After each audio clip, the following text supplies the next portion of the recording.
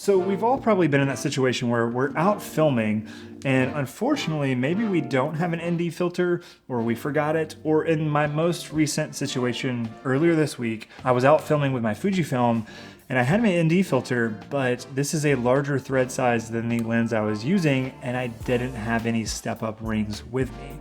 Now, that wasn't a problem when we got started filming at Blue Hour because I didn't need an ND filter. But as the sun continued to rise and there was more light and we started to go downtown to film more things, I needed to adjust something to reduce my exposure in camera.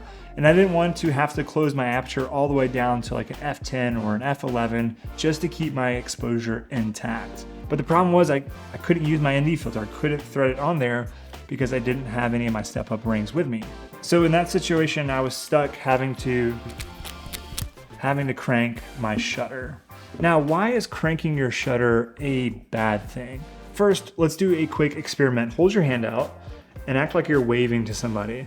And you'll notice if you look at your fingers as you're waving, you'll see motion blur between your fingers. So motion blur is a natural thing that our eyes actually see. If you were to go out and look at some vehicles moving, some cars moving around, you would notice and see motion blur within those objects. So motion blur is a natural thing that we see with our own eyes, and so that is going to feel the most natural when we're watching films. That's why we have a 180-degree rule. And basically what that says is whatever your frame rate is, your shutter needs to be double that. So in this case, I was shooting in 24 frames, so my shutter needed to be 1/48, or for some cameras that can't do it, 1/50. And the reason for that is where you're going to capture the most natural motion blur. That's not going to be too much motion blur if you were to go slower, and then start to lose motion blur as you crank your shutter speed. Now here are two clips that actually show you the difference between cranking shutter speed. This one on the right was at a shutter of 1/48, and it looks natural. There's natural motion blur there. And then this one on the left was with my shutter cranked, and you'll notice there's hardly any motion blur there at all. And when you watch that back, it just doesn't look natural. And so that's the difference, is when you start to crank your shutter, all of a sudden your footage looks less and less and less natural. And whenever you get your shutter speed right at the 180-degree rule, your footage looks natural, and naturally it's gonna look more film-like, it's gonna look more cinematic.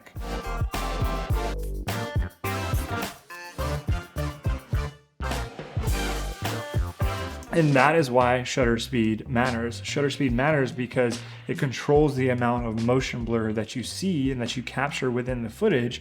So whenever you go to put that together and create a film with it, if you've cranked your shutter speed, all of a sudden that footage just doesn't look as natural, it doesn't look as cinematic, and you're just not going to be pleased with the results because you had to crank your shutter. And this is why ND filters are so important, and to be able to control the amount of light that comes into the lens without having to crank your shutter speed. This is one reason why I love shooting on cinema cameras, my Canon C70, which I'm filming on right now, because it has built-in ND. So you don't have to think about or have to worry about bringing your ND along with you.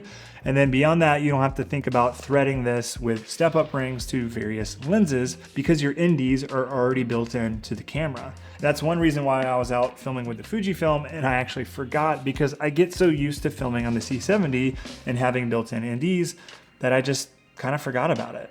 And with having built-in NDs, you just don't have to worry about whether your motion blur is going to be natural or not, because you can add more NDs with your camera, and you can also set on a cinema camera your shutter to 180-degree an angle versus the shutter. And so that's the really nice thing about having cinema cameras, is that it's going to keep everything natural. It's going to keep the shutter and everything exactly where it needs to be, versus having to think about those things and having to take extra pieces of gear along with you. So you can actually get creative with shutter speed by actually going the opposite direction, by slowing your shutter down. And what that does is it introduces more motion blur. So you'll notice in this shot here, I actually slowed down my shutter on this camera when I was filming this shot. I slowed it down to a shutter of 1/24, which was exactly the same amount as my frame rate, 24 frames.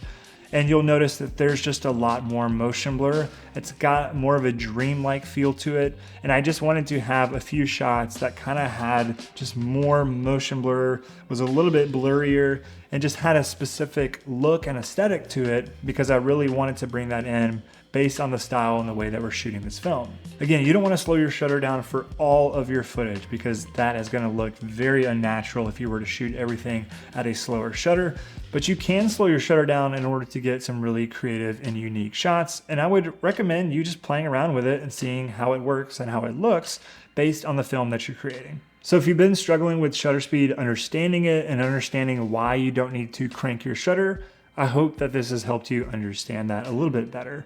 So if you have a mirrorless camera that does not have built-in NDs, I would highly recommend that you pick up a ND filter or a variable ND filter and keep that with you at all times. Now, if you're using various lens sizes, I would recommend getting a larger ND, like an 82mm, that's gonna fit your largest thread size on your largest lens, and then get step-up rings to go from your smaller thread sizes up to the larger ND filter.